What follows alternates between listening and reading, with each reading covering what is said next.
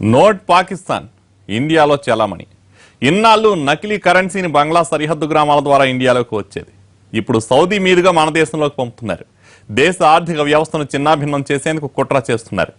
పాక్ ఎన్ని పన్నాగాలు పనినా మన పోలీసులు ఎప్పటికప్పుడు చిత్తు చేస్తూనే వస్తున్నారు. షార్జా నుంచి ఇండియాకు వస్తున్న నకిలీ కరెన్సీ నెట్వర్క్ పై స్పెషల్ స్టోరీ.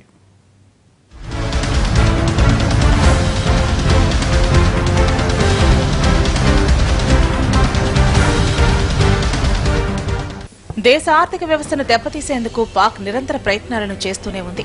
ఒకవైపు ఉగ్రవాదులను దేశంలోకి చొరబడేలా చేసి మరొక వైపు ఆర్మీ క్యాంపులపై దాడులకు తెగబడుతోంది.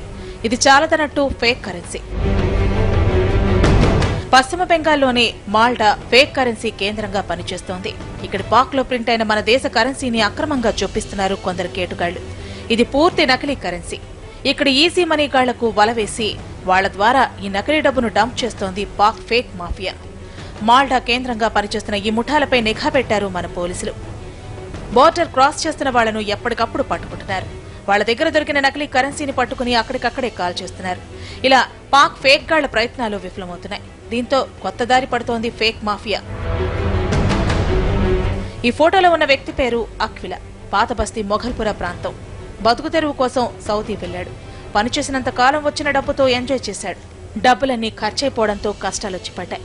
స్వదేశం రావడానికి కూడా డబ్బు లేకపోవడంతో మేనమామ యాసిన్ కి ఫోన్ చేశాడు. యాసిన్ 20 ఏళ్ల క్రితం పాక్ వెళ్లాడు. అక్కడ క్లాస్ స్టోర్ పెట్టుకుని స్థిర నివాసం ఉంటున్నాడు. యాసిన్ కి పాక్ లోని ఉగ్రవాదులతోనూ సంబంధాలున్నట్టు పోలీసు సమాచారం. మేనమామకు ఫోన్ చేసిన అక్విల్ కి షార్జా రావాల్సిందిగా సూచనలు అందాయి. దీంతో అతడు షార్జా రాగా అక్కడ అతనికి 9 లక్షల రూపాయల ఇండియన్ కరెన్సీ అందించారు కొందరు గుర్తు తెలియని వ్యక్తులు. దీంతో పాటు కొంత అసలు డబ్బు కూడా ఇచ్చారు. ఈ డబ్బు తీసుకుని ఇండియా వెళ్లమని మామ చెప్పడంతో అక్విల్ అలాగే చేశాడు. షార్జా నుంచి నేరుగా భారత్ రాగానే అక్విల్ కి యాసిన్ నుంచి ఫోన్ వచ్చింది. అక్విల్ దగ్గరున్న 9 లక్షల రూపాయలు ఎవరికైనా అమ్మేయాల్సిందిగా ఆదేశాలందాయి. ధర కోసం చూడొద్దని, ఎంతైతే అంత బేరం పెట్టేయమని చెప్పాడు. మేనమామ చెప్పినట్టే అక్విల్ అమ్మకం షురూ చేశాడు. ఇక్కడ కొందరికి గేలం వేశాడు. సంగారెడ్డికి చెందిన ఇద్దరు వ్యక్తులకు 3 లక్షల రూపాయలకు పాకిస్తాన్ నుంచి తెచ్చిన నకిలీ సొమ్మును అమ్మేస్తుండగా పోలీసులకు పట్టుపట్టాడు. హైదరాబాద్ లోని నార్త్ జోన్ పోలీసులు అక్విల్ సాగిస్తున్న నకిలీ దందాను పసిగట్టి అరెస్ట్ చేయగలిగారు. ఏదైతే షార్జాకు ఎంప్లాయ్మెంట్ మీద పోయి రిటర్న్ వచ్చేటప్పుడు ఈ యొక్క ఫేక్ కరెన్సీ అయితే ఇండియన్ ఫేక్ కరెన్సీ 9 లక్షలు తీసుకురావడం జరిగింది.